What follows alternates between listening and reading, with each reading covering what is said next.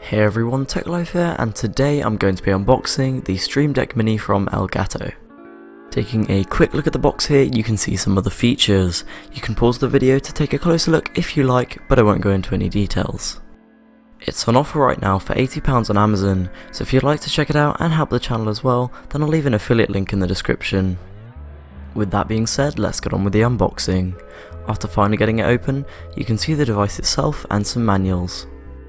Putting the manuals to the side, I'll quickly get the device out and we'll take a closer look.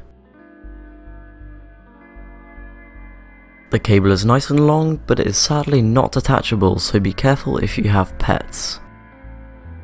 The base is also rubberized to ensure that it doesn't move around on the desk, and now I'll just peel off the protective cover.